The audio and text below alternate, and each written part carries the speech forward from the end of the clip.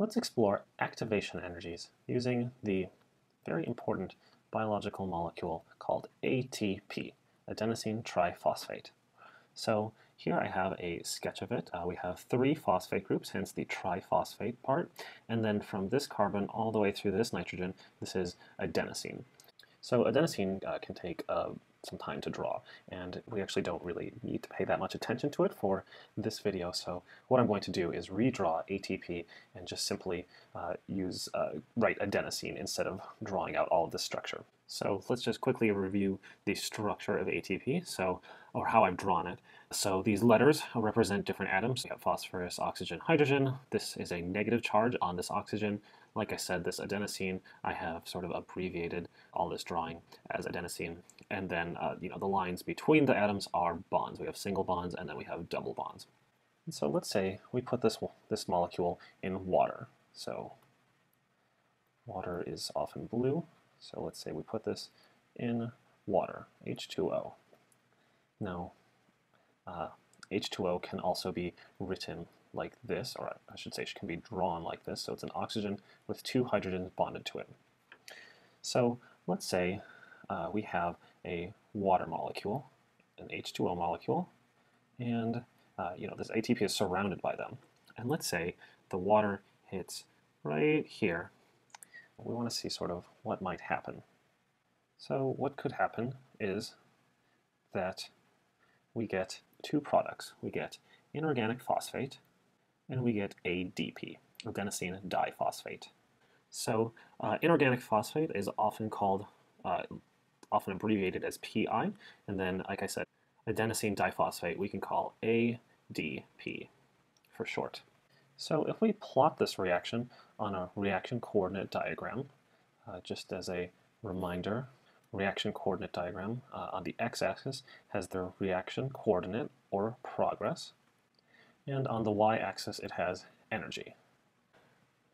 This is the energy within the molecules themselves. It's not kinetic energy or anything like that.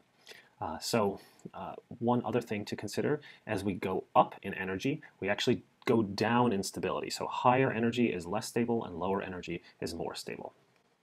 Now we can plot our reactant, which is ATP. Let's say ATP has an energy that is right here. And then we might plot our product, our products, which are ADP and PI. So something that we can sort of compare with these two is the difference in energy. This difference in energy is often called Gibbs free energy, or delta G. So this is a negative delta G value, which means the products are more stable or have less energy than the reactant. And so that means that this is thermodynamically favorable. Again, thermodynamically favorable means that the products are more stable than the reactants. And the universe sort of prefers stability. So if we put ATP in water, because the universe prefers stability, we would expect there to be a lot of ADP and PI produced. However, that's not actually the case. So we want to sort of explore why. So to explore why, we need to sort of understand what happens between our reactants, ATP and water, and our products, which are inorganic phosphate and ADP. And what happens in between is something called a transition state. So I'm going to erase this dashed line that I drew, and let me draw in a transition state for this reaction. So we have our inorganic phosphate, or what will become the inorganic phosphate, I should say. And this dashed line that I just drew, we see here that we previously had a bond between the oxygen and phosphorus. Now we have this dashed line, and this means that this is a sort of transition state between our reactant, ATP, and our product, ADP and PI. So continuing with this. So you see I've drawn out what will become inorganic phosphate and ADP. But what happened to our water?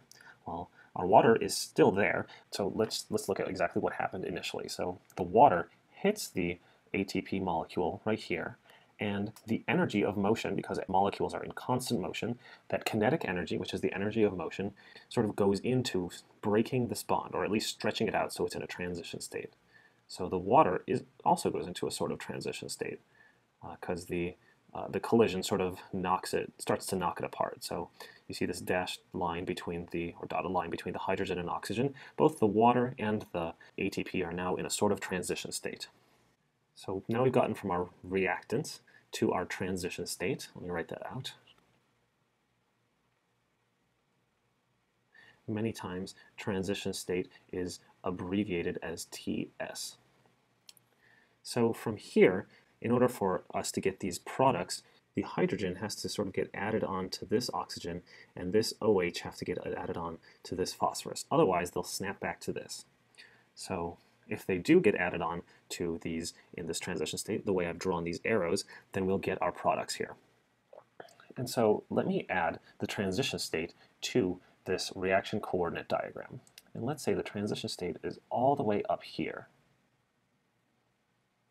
So just like I compared the energy of the reactant to the product, we can also compare the energy of the reactant to the transition state. We call this energy the activation energy. Many times activation energy is abbreviated either as E sub A or as delta G double cross. Doesn't matter which one we use because both of them are referring to the activation energy. So I'm going to fill in the reaction coordinate diagram with a sort of smooth curve. So we go from our reactant to our transition state down to our product. So before I said this is a thermodynamically favorable reaction, meaning that we should observe a lot of our products being formed. However, at room temperature, we really don't see a lot of the product form. Most of the time, we just see a lot of ATP. And so the reason for this is that to get from our reactant to our transition state, we have to have this activation energy, this kinetic energy transferred into the molecules. And this is a high activation energy reaction. Because it's a high activation energy reaction, that means that it is kinetically unfavorable. We might also say that there is a high energy barrier. You could sort of think of it as ATP trying to climb a wall. The higher this wall is, the harder it is for ATP to climb it. So the more difficult it would be for it to get down to this product state. So again, this activation energy is the kinetic energy that water and ATP must have when they collide to reach the transition state. If they only have enough energy to get up here, they'll just sort of fall back to being the reactant ATP. Now, biological organisms use ATP as a sort of energy currency because of the large delta G value that the breaking of this bond, we call this hydrolysis, by the way. So the large delta G provided means that there's a lot of energy available to power other reactions. So if this reaction is kinetically unfavorable, how do biological organisms use it? The way they use it is through something called, or a whole class of molecules called enzymes. So enzymes are a general class of biological proteins. They're like machines. So what enzymes do is that they lower the activation energy. So let me draw that. They lower the energy so that this wall is sort of lower, or this energy barrier is lower for the ATP to climb to get down to the ADP and PI. For example, an enzyme might stretch out the ATP molecule so that it is closer to the transition state, and so it will require less activation energy to reach that transition state. That also means that this lower activation energy means that less kinetic energy is needed to hydrolyze or break apart ATP, meaning that the reaction can happen faster. So this means enzymes increase reaction rates. And something that increases a reaction rate without actually being consumed in the reaction itself, because enzymes aren't consumed in the breaking apart of our ATP molecule to form inorganic phosphate and ADP, this means that enzymes are an example of a catalyst. So catalysts have many mechanisms of working to increase the reaction rate, but generally what they do is they provide some way of lowering this energy barrier so that the reaction can happen at a faster rate.